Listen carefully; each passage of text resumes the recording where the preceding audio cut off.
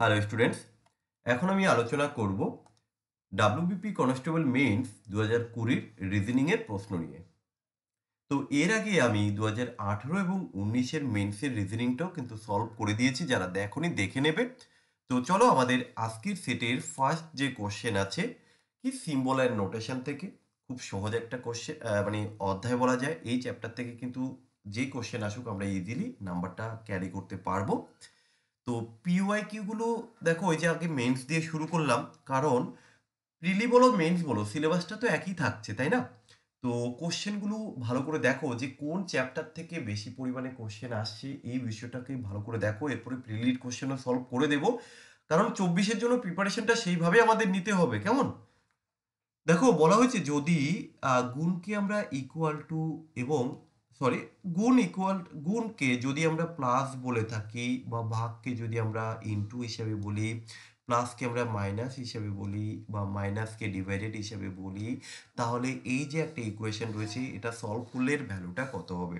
তো সবার প্রথমে আমি লিখে নিলাম 21 অ্যাকর্ডিং টু কোশ্চেন। এই যে প্লাস প্লাস থাকলে কি, প্লাস থাকলে আমরা মাইনাস করব, আমরা করে দিলাম। এই যে মাইনাস মাইনাস থাকলে কি করতে হয়, ডিভাইডেড, আমরা করে দিলাম। ইনটু থাকলে কি করতে হয়, প্লাস করতে হয়, আমরা ইনটুকে প্লাস করলাম। ডিভাইডেডকে কি করতে হয়, ইনটু করতে হয়। অর্থাৎ জাস্ট তুমি সাইনটাকে চেঞ্জ করবে, আর কিছুই না। এবার আমরা জানি বদমাস রুল অনুযায়ী প্রথমে ভাগের কাজটা করতে হয়। তো চলো আমরা ভাগের কাজটা করে নেব। 36কে 12 দিয়ে ভাগ করলে 3 × 12 = 36, আর গুণের কাজটা করলে 4 × 8 = 32। তাহলে কত হবে? তুমি 32 আর 21 যদি আমরা যোগ করি, 2 আর 1 3, 53, তার থেকে 3 বাদ দিলে হয়ে যাচ্ছে আমাদের 50। তো দেখো এই একটা নাম্বার কিন্তু আমি খুব সহজে পেয়ে যেতে পারি। এখানে আমার বুদ্ধি খরচের কোনো দরকার নেই, শুধুমাত্র বদমাস রুলটাকে অ্যাপ্লাই করতে জানলেই হয়ে যাবে।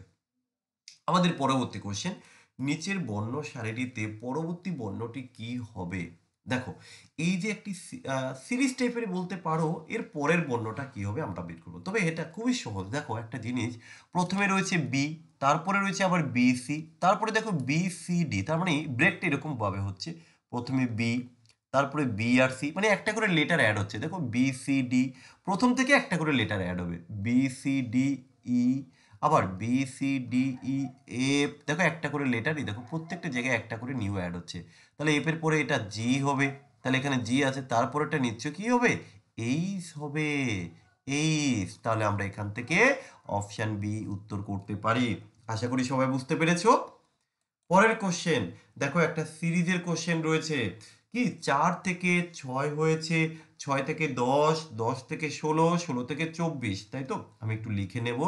4 থেকে 6 থেকে 10, 16 আর 24। লজিকটা খুঁজে বের করতে হয় সিরিজ করতে গেলে, এর কিন্তু নির্দিষ্ট কোনো রুলস নেই। আচ্ছা দেখো, আমি যদি এই 6 থেকে উম, আচ্ছা এটা এখানে কত হয়েছে দেখি।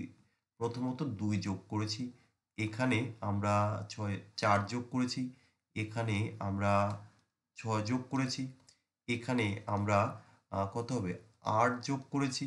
তাহলে এখানে আমরা কত যোগ করব, এখানে আমরা 10 যোগ করব। তাহলে 10 যোগ করলে কত হবে, 24 আর 10-এ কত হয়ে যাচ্ছে, 34। খুবই সহজ একটা সিরিজ পড়েছে। তো আশা করি তোমরা প্রত্যেকে বুঝতে পেরেছো। দেখো কোশ্চেন যে খুব একটা টাফ থাকে এরকমটা না। আবারও রিপিট করছি, রিজনিং এ চাইলে ফুল স্কোর করা যায়। এই দেখো কোডিং ডিকোডিং থেকে এটাও খুব সহজ একটা কোশ্চেন। এই কোশ্চেনগুলো কিভাবে করতে হয় দেখো, যদি এরকম দেখো, সবুজ মানে হচ্ছে হলুদ, হলুদ মানে হচ্ছে সাদা, তো আর পড়বে না, আর পড়ে সময় নষ্ট করবে না। তাহলে কি করবে, একদম শেষে চলে যাবে। তাহলে একদম শেষে কোশ্চেনে কি চাওয়া হয়েছে, যে মানুষের রক্তের রং কি। তোমরা সবাই জানো যে মানুষের রক্তের রং হচ্ছে লাল। এবার কোশ্চেনে দেখবে লালকে কি বলা হয়েছে। দেখো কোশ্চেনে এই যে লাল, লাল মানে হচ্ছে বেগুনি, তাহলে এই বেগুনি হয়ে যাবে তোমার উত্তর। ঠিক আছে? যখনই এই ধরনের কোশ্চেন পাবে, সম্পূর্ণটা পড়ার দরকার নেই। প্রথমে যখনই তুমি বুঝতে পারবে, সঙ্গে সঙ্গে শেষে চলে যাও। দেখো ওরা কি কোশ্চেন করেছে, তার যে উত্তর, তাকে কি বলা হয়, সেটাই হবে তোমার এই কোশ্চেনের উত্তর। পরের কোশ্চেন, দেখো তোমার র্যাঙ্কিং থেকে, পুরুষদের একটি শাড়িতে, মনোজ একটা শাড়ি, তাই তো, একটা লাইন আমরা বলতে পারি। বলা হয়েছে মনোজ ডান দিক থেকে, আচ্ছা এটা যদি আমার লেফট হয়, এটা যদি আমার রাইট হয়, তাহলে মনোজ ডান দিক থেকে 30তম স্থান থেকে, আচ্ছা এই যে রাইট ডান দিক থেকে 30তম স্থানে, এটা কে? মনোজ। এবং কৌশিক বাম দিক থেকে 20তম স্থানে, আচ্ছা এই যে কৌশিক বাম দিক থেকে 20তম স্থানে, এই যে কৌশিক। এবার তারা পরস্পর যদি স্থান পরিবর্তন করে, তাহলে মনোজ ডান দিক থেকে 35তম স্থানে থাকে, তবে সেই সারিতে মোট কতজন পুরুষ? দেখো এই যে স্থান পরিবর্তন করে, খুব সহজ একটা কোশ্চেন, কনসেপ্টটাও খুব ইজি, কিভাবে করবে। এবার ওরা স্থান পরিবর্তন করবে, স্থান পরিবর্তন করবে কিরকম বলো তো? ধরো যেখানে তোমার মনোজ রয়েছে এখানে, এই জায়গাটায় তখন চলে আসবে আমাদের আহ, কৌশিক, আর যেখানে কৌশিক আছে এই জায়গাটায় চলে আসবে আমাদের মনোজ। Okay fine. তো স্থান পরিবর্তন করলো, করার পর এবার কি করবে? মনোজ, মনোজ ডান দিক থেকে 35, এই যে মনোজ, এই যে মনোজ ডান দিক থেকে, তাহলে এই যে আমরা এই যে ডান দিক থেকে কত নম্বরে এখন 35তম স্থানে রয়েছে, 35তম। তাহলে ওরা জানতে চেয়েছে যে টোটাল কতজন। খুব সহজে তোমরা করতে পারবে। দেখো যার নিচে নিচে তুমি দ্বিতীয় মানে স্থান পরিবর্তন করার পর যে র্যাঙ্ক তাদের বলে দেবে, তুমি অল টাইম তাদেরকে যোগ করবে, তাদেরকে অল টাইম তুমি যোগ করবে, করে 1 মাইনাস করবে। কেন 1 মাইনাস করবে? কারণ তার যে প্লেসটা এটা তার দুবার কাউন্ট হয়ে যাচ্ছে, তো আমরা অলওয়েজ মাইনাস করব। তাহলে এটা খেয়াল রাখো, যখনই বলবে তারা স্থান পরিবর্তন করেছে, তো এই ধরনের কোশ্চেনের ক্ষেত্রে কি করবে? করার পর তাদের নতুন যে প্লেস বলে দেবে, সেই দুটোকে যোগ করো, -1 করো। তাহলে এখানে আমরা লজিক অনুযায়ী 35 আর 20 হচ্ছে কত? 55, তার থেকে 1 বাদ দিলে 54, শেষ গল্প। এর থেকে সহজ আর মনে হয় না কিছু হতে পারে। ঠিক আছে? তো তোমরা এইভাবেই করবে, স্থান পরিবর্তন করলেই হলো, নতুন যে পজিশন তার হবে, তার সাথে সেই দুটোকে যোগ করে -1 করো। এবারের কোশ্চেনটা কিন্তু খুব ইন্টারেস্টিং এবং ভালো একটি কোশ্চেন। দেখো নিচের বাক্য দুটির পরিপ্রেক্ষিতে দুটি গৃহীত সিদ্ধান্ত দেওয়া হোক। এই যে ধরো এই যে দুটো বাক্য, আর এই তার পরিপ্রেক্ষিতে দুটো সিদ্ধান্ত, এবার দেখতে হবে এই চারটের মধ্যে কোনটা সঠিক। তো এখানে যে সিম্বলগুলো আছে, আমরা একটু greater than, less than, equal, এই বিষয়গুলো একটু জেনে নেব। দেখো সবার প্রথমে, কারণ এখানে দেখো গ্রেটার দেন, লেস দেন, তাই তো সব কিছু রয়েছে। তো আমরা সবার প্রথমে যদি এই যে সিম্বলটা রয়েছে, এটাকে দ্বারা কি বোঝানো হয়? বড়। এটা দ্বারা আমরা বুঝি কি? বড়। একটু ভালো করে, যে এর থেকে বড়। আর ঠিক তার উল্টোটা, এটা হলে কি আমরা তখন ভাবি যে এটা হচ্ছে ছোট। এটা ছোট কার রেসপেক্টে? ধরো এখানে আমরা লিখলাম 2, এটা হলো 3, ভালো করে বুঝো, এটা হলো 4, এটা হলো 3, রাইট? এবার এই যে ইকুয়াল, দেখো আবার এখানে ছোট বড় সিম্বল রয়েছে, আবার নিচে একটা দাগ রয়েছে, এটা দ্বারা আসলে কি বোঝায়? এই যে এই সিম্বলটা, এটা কি? এটা হচ্ছে বড় হবে অথবা সমান হবে, বড় হবে অথবা সমান। একটা এক্সাম্পল দিই, সে এটাকে আমি 4 লিখতে পারি, তাহলে এটাও 4 হবে, বা এটাকে আমরা 5ও লিখতে পারি, কারণ এই যে বড় হবে আবার সমানও হতে পারে। আশা করি এইটুকু বুঝতে পেরেছো। এইটুকু বুঝতে পারলে কিন্তু এটা কোনো ব্যাপারই না। এবার আমরা এখান থেকে এক এক করে দেখব। দেখো এই প্রথমে এই যে তোমার বাক্য, তাই তো, এই 1 নাম্বার আর এই 2 নাম্বার, আমরা এখান থেকে একটু দেখব। প্রথমে বলা হয়েছে এস, সি আর ও, এই দুটো কি বড় হতে পারে বা সমান হতে পারে, তাই তো। তাহলে আবার 2 নম্বরে বলেছে পি, কিন্তু কি পি এর থেকে আবার সিটা কিন্তু বড় হবে। আমরা যদি এই দুটোকে একটু সাজিয়ে লিখি, তাহলে দেখো তো এইভাবে লেখা যায় কিনা। সবার প্রথমে এস তো বড় কার থেকে? সি থেকে, আমরা তাই লিখলাম এস আর সি, এইটুক তো লিখে নিলাম। এবার এর পরে আমি এখানটা জাস্ট একটু কমা দিয়ে লিখলাম, এই যে সি, এই সি কি বলা হয়েছে? না এর সমান, কার সমান? ও এর সমান। আর কি এখানটা যা আছে আমরা সেটাই আগে লিখে নিচ্ছি, তারপরে আমরা একসাথে করব। আর কি? পি সি, তাই তো। এবার এই সম্পর্কগুলো থেকে আমরা কি এইভাবে বলতে পারি যে দেখো এই যে ও আর সি, এই ও আর সি এটা কি কম বা সমান কার থেকে? এবং পি আর সি এর থেকে, পি আর সি এর থেকে, কারণ এখানে সি রয়েছে, দেখো এই যে সি, এই জায়গাটা একটু ভালো করে বোঝো। এখানে আমরা দেখলাম সিটা বড়, আর এখানে আবার কি সিটা বড় কার থেকে? ও এর থেকে। তাহলে আমরা এই জায়গা থেকে বলতে পারি যে, একটু লিখে দিই, ও সি এর, তাহলে তোমাদের সুবিধা হবে, ও সি এর থেকে, ও সি এর থেকে কম, আবার যেহেতু সমান রয়েছে তাই আমরা লিখব বা সমান, সমান। আর এই যে পি সি এর ব্যাপারটা কি আসবে? পি সি এর থেকে কম, সি এর থেকে কম। আচ্ছা এটা হলো প্রথম। এবার এখান থেকে আমরা এই দেখো এই যে চারটে যে বিবৃতি আছে, আমরা এগুলো দেখে বলবো। ওকে, তো এখান থেকে আমরা কিন্তু এটা কখনোই বলতে পারি না যে ও, এই যে ও এই পি থেকে কম।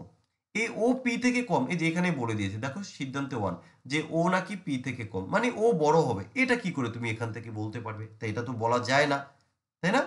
তাহলে এটা কিন্তু আমাদের সঠিক না, যে ১ নাম্বার যে সিদ্ধান্ত ওরা দিয়েছে এটা কিন্তু সঠিক না। এবার আমরা দেখব ২ নাম্বার।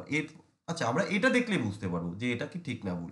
এবার এখানে এর ইকুয়েশনটা রিলেশনটা আমি এই জায়গাটায় দেখিয়ে দিচ্ছি। দেখো এখানটা কি এস বড় কার থেকে বড়? পি এর থেকে বড়, রাইট? আবার এখানে দেখো এস কিন্তু বড় কার থেকে বড়? সি এর থেকে বড়। তাহলে এই টোটাল রিলেশনটাকে যদি আমি একটু এখানটায় লিখি এস, তাহলে তোমাদের বুঝতে সুবিধা হবে। এটা ২ number, okay? S ২ number. S C এর থেকে যে বড়, আবার পি সি এর থেকে কম। তাহলে আমরা এখানে বলতেই পারি, অতএব আমরা বলতেই পারি যে এস প্রকৃতপক্ষে পি এর থেকে বড়। এস আসলে কি পি এর থেকে বড়, আমরা এটা বলতেই পারি। যদি তাই হয় তাহলে এবার দেখো এই রিলেশনটা তো ঠিকই আছে। তাহলে এটা আমাদের ঠিক, মানে এই সিদ্ধান্তটা ঠিক। তাহলে এটা তো এই দেখো এখানে বলেছে ১ এবং ২ দুটোই ঠিক। না, না, না। কারণ ১ তো প্রথমে ভুল আমরা প্রমাণ করলাম। এখানে বলল ১ আর ২ দুটোই নাকি সঠিক নয়। না, এটা ভুল। কারণ ১ সঠিক নয়। এখানে বলেছে শুধুমাত্র ২ নাম্বারটা সঠিক। হ্যাঁ, এটা ঠিক তো, এই যে কারণ আমরা দেখলাম সিদ্ধান্ত ২ নাম্বারটা ঠিক। তাহলে এইটুকু রিলেশন যদি বুঝতে পারো তাহলে কিন্তু গল্প শেষ। ওকে, পরের কোশ্চেন দেখো, কোডিং ডিকোডিং থেকে একটা কোশ্চেন। আর আমরা বলেছিলাম কোডিং ডিকোডিং এর কোশ্চেন কিন্তু সবসময় চেষ্টা করবো নিচে নিচে তাদের ভ্যালুগুলো লিখে দেওয়ার। বোর্ড বি ও এ আর ডি, তার যে কোড দিয়েছে 53169, আর নিয়ার এর কোড কি আছে এন ই এ আর, এর কোড হচ্ছে 2416। দেন ওরা জানতে চেয়েছে এন ও ডি ই এর কোড কি হবে, রাইট? দেখো এটার সহজ উপায় হচ্ছে আই থিঙ্ক প্রত্যেকের যে ভ্যালুটা দেওয়া আছে সেটাই হবে তার ভ্যালু। যেমন বি এর ভ্যালুটা 5, ও এর ভ্যালুটা 3, এর ভ্যালুটা 1। এই ধরনের কোশ্চেনগুলো আরও বেশি ইজি। তো শুধুমাত্র যার ভ্যালু দেওয়া আছে সেটাই দেখো, এর ভ্যালুটা 1, এখানেও এর ভ্যালুটা 1। এই দেখো আর এর ভ্যালুটা 6, এই যে আর এর ভ্যালুটা 6, তাহলে আমি কনফার্ম। তাহলে এন এর ভ্যালুটা কি হবে? এন এর ভ্যালুটা তো 2 দেওয়া আছে, 2। ও এর ভ্যালু কি হবে? এই দেখো 3। আচ্ছা, ডি এর ভ্যালু কি হবে? এই যে 9। আচ্ছা, ই এর ভ্যালু কি হবে? ই এর ভ্যালু যে 4। 2394 কোথায় আছে? 2394 অপশন এ হয়ে যাবে আমাদের সঠিক উত্তর। পরের কোশ্চেন, অ্যাডার শব্দটি থেকে কতগুলি ৪ অক্ষর বিশিষ্ট অর্থপূর্ণ শব্দ পাওয়া যেতে পারে যেখানে প্রতিটি অক্ষর শুধুমাত্র একবারই ব্যবহার করবে? তো দেখো এই যে এ ডি ই আর, এটাকে আমরা কিভাবে লিখতে পারি? সবার প্রথমে আমরা এই যে শব্দগুলো আগে প্রথমটা লিখে নিলাম। দেখো এ ডি ই আর, আমরা এটাকে সাজাবো এবং অর্থপূর্ণ হতে হবে, রাইট? সবার প্রথমে তো আমরা ডিয়ার কথাটা মনে চলে এসছে। ডিয়ার হয় ডি ই এ আর, তাই না? আমরা প্রথমে লিখব ডি ই এ আর। আর কি হতে পারে? Read, R E A D, read হতে পারে। আর ই এ ডি, রিড। আর কি কিছু হতে পারে? আর dare, D A R E, right? D A R E. আর কি কিছু হতে পারে? আর ডি ই এ, না আর কিছু হবে না। তাহলে আমরা এখানে ৩টি শব্দ পেলাম। তো এখান থেকে আমরা কিন্তু ৩ উত্তর করলাম। ওকে, আমরা কিন্তু কোনো কোশ্চেনের কোনো মানে কোনো লেটারের রিপিটেশন ধরিনি। পরের কোশ্চেন, কি সৌভারী শব্দটির মধ্যে ব্যবহৃত প্রতিটি স্বরবর্ণ এবং স্বরবর্ণের পরিবর্তে যদি ইংরেজি বর্ণমালার তার পরবর্তী বর্ণটি লেখা হয় এবং প্রতিটি ব্যঞ্জন বর্ণ এর জায়গায় যদি ইংরেজি বর্ণমালার তার পূর্ববর্তী বর্ণটি লেখা হয়, তবে যে নতুন বর্ণগুলি পাওয়া গেল তাকে ইংরেজি বর্ণমালার ক্রমে বাঁদিক থেকে ডান দিকে সাজালে ডান দিক থেকে পঞ্চমতম স্থানে কোন বর্ণটি বসবে? কোশ্চেনটা যতটা বড় আসলে কিন্তু কোশ্চেনটা অতটা টাফ নয়। দেখো সবার প্রথমে এদের আগে পরের ওয়ার্ডটাই তো লিখতে হবে, এছাড়া তো কিছু না। তো আগে আমি সবার প্রথমে এই প্রত্যেকটা লেটার লিখে নেব। এস, ঠিক আছে? আমরা এর আগে পরের লিখে নেব। এস, এ, আচ্ছা, V, O, U, R, Y. যাই হোক নিচেরটা একটু দেখে নেবে। এবার এখানে বলে দিয়েছে যে কোথায় গেল, পরিবর্তে যে পরবর্তী বর্ণ লিখব কার জন্য? স্বরবর্ণের জন্য। আর ব্যঞ্জন বর্ণের জন্য কি লিখবো, আমরা এই যে পূর্ববর্তী বর্ণ লিখবো। তাহলে প্রথমে আসো এস, তাহলে এস, তাই তো। এবার এটা কি, এটা হচ্ছে পরবর্তী বর্ণ, স্বরবর্ণ হলে এস। স্বরবর্ণ বলতে কি বলতো, ওই যে ভায়োলার কনসোনেন্টটা, ঠিক আছে। তাহলে এস এটা তো ব্যঞ্জন বর্ণ, আর ব্যঞ্জন বর্ণ হলে কি পূর্ববর্তী বর্ণ লিখতে হবে। তার মানে এস এর আগে কি, এস এর আগে, ভালো করে বোঝো, এস এর আগেরটা আমরা লিখলাম আর। এ তো হচ্ছে তোমার স্বরবর্ণ মানে তোমার ভয়েল, তাহলে এর পরেরটা হবে বি। আবার ভি আছে, ভি এর পরেরটা কি হবে, সরি বি এর আগেরটা, এটা তো কারণ ব্যঞ্জন বর্ণ না, তাহলে এর আগেরটা হবে ইউ। ও আছে, এটা তো ভায়েল, তাহলে ও এর পরে পি। ইউ আছে, ইউ তো ভায়েল, ইউর পরে ভি।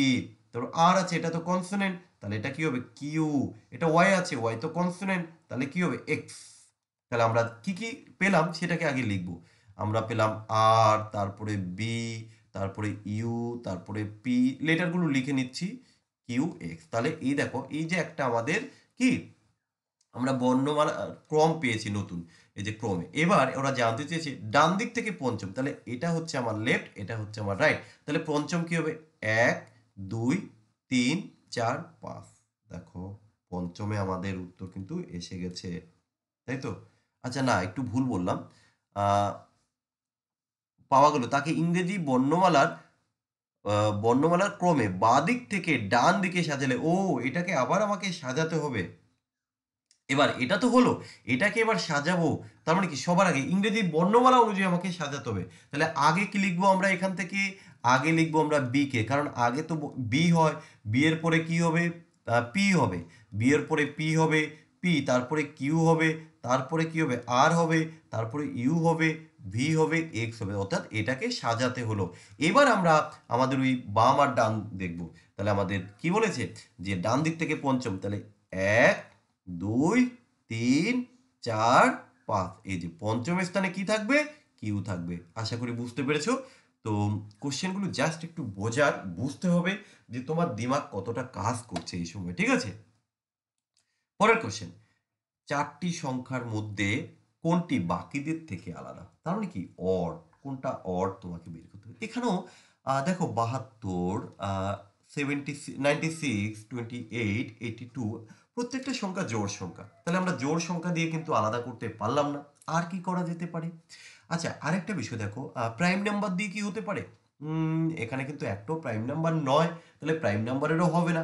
আর কি করা যেতে পারে, আর আমরা যেটা করতে পারি দেখি, ওই যে মাল্টিপল বা এমন কোনো সংখ্যা নেব যেটা দিয়ে ভাগ করা যায় না, এই বিষয়টা দেখতে হবে। যেমন দেখো তুমি 72, তাই তো, এবং 96, 72 আর 96 এদেরকে কিন্তু 12 দ্বারা, আহ, 12 দ্বারা, হ্যাঁ 12 দ্বারা তুমি ভাগ করতে পারছো। জাস্ট আমরা আগে দেখে নিচ্ছি, মানে 12 এর গুণিতক, কিন্তু এই যে 28 আর হচ্ছে এই যে তোমার এই 82, এই দুটো কিন্তু আবার গুণিতক না, তাহলে এইভাবে কিন্তু আমরা করতে পারলাম না। তাহলে আর কি করা যেতে পারে, দেখো 7 দিয়ে যদি আমরা ভাগ করি, 7 দিয়ে 7 14, 7 না, 7 দিয়ে হবে না। আচ্ছা, 8 আর 2 10, দেখো আর কি করা যেতে পারে, আমরা 72, 7 আর 2 এ যদি আমরা যোগ করি, কত, 8 দিয়ে যদি ভাগ করি, 8, 8 দিয়ে যাবে না। আর কি করা যেতে পারে, কোশ্চেনটা তো সেই 72, 72 6, 6 দিয়ে 12, 72,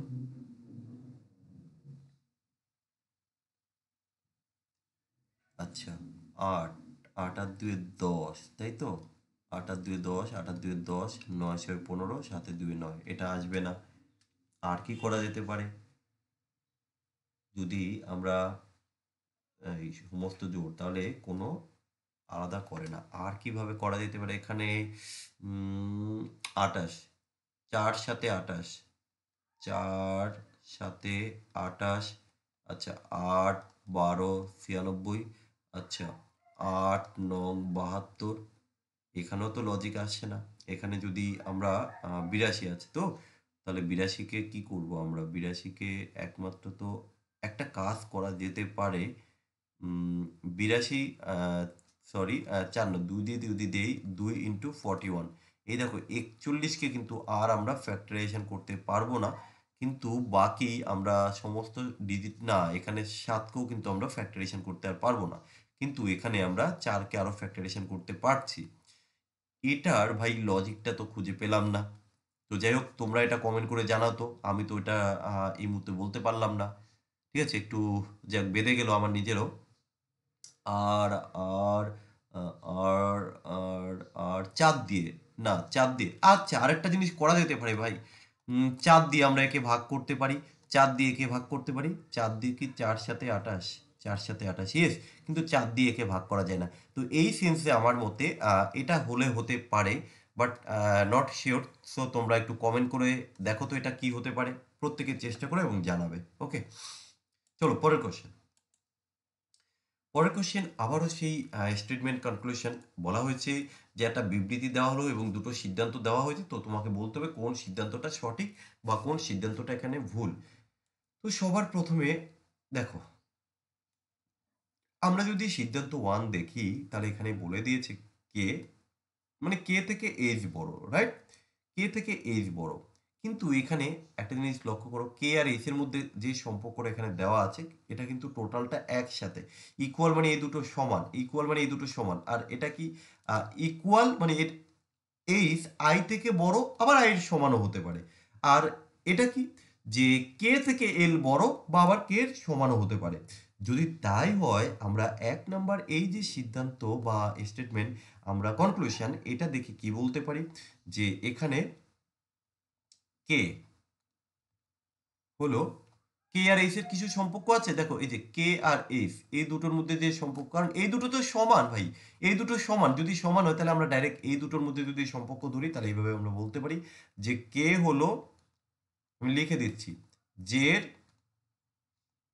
থেকে ছোট। আর জে হলো, জে হলো আই এর সমান। আর কি, আগে লিখে দেই, আই হলো, এই যে আই হলো এইচ এর সমান, এইচ এর থেকে ছোট, তাই তো? আই হলো এইচ এর থেকে, মানে এই টোটাল বিবৃতিটাকে আগে ভেঙে দেখাচ্ছি। এইচ এর থেকে, এইচ এর থেকে ছোট বা সমান। ওকে? তাহলে এখানে দেখো, কে থেকে এইচ বড়, এখানে কি তাই আছে? এই দেখো, কে হলো জে এর থেকে ছোট, দরকার নেই।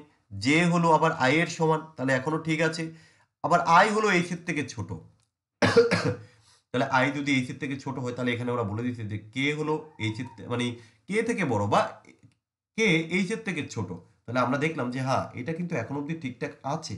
পরেরটা, এল কি, এল আই এর সমান, আবার বলা হয়েছে যে আই থেকে বড় হতে পারে এল। তাহলে আমরা সেটাও একটু দেখব, যে স্টেটমেন্ট 2 টা একটু দেখব। এটা তো স্টেটমেন্ট 1, ওকে? এটা 1। এবার আমরা 2 টা দেখব, যে এখানে এল হলো, এখানে এল, তাই তো? এল হলো, লিখে দিচ্ছি, এল হলো কে এর, কে এর থেকে, কে এর থেকে বড় বা সমান।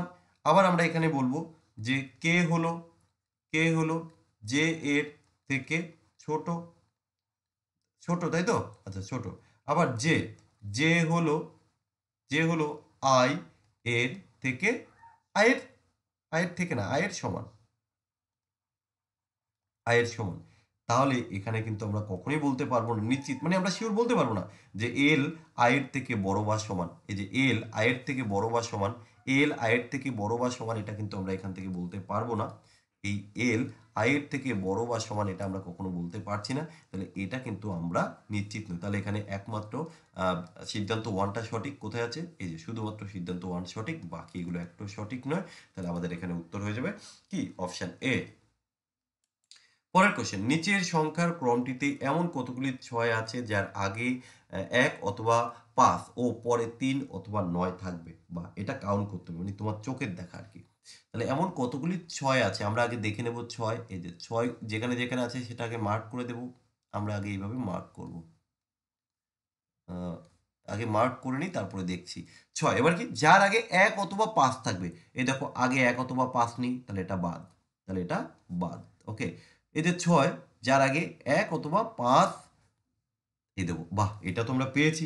1 অথবা 5, হ্যাঁ এই যে আগে 5 আছে, কিন্তু পরে 3 অথবা 9 থাকবে। দেখো ভাই এর পরে কিন্তু 3 অথবা 9 নেই, তাহলে এটাও বাদ। আবার দেখো এই যে 6 আমরা পেয়েছি, 6 এর এই যে পরে বলেছে 3 অথবা 9, তাহলে এখানে তো 1 আছে, এটাও বাদ।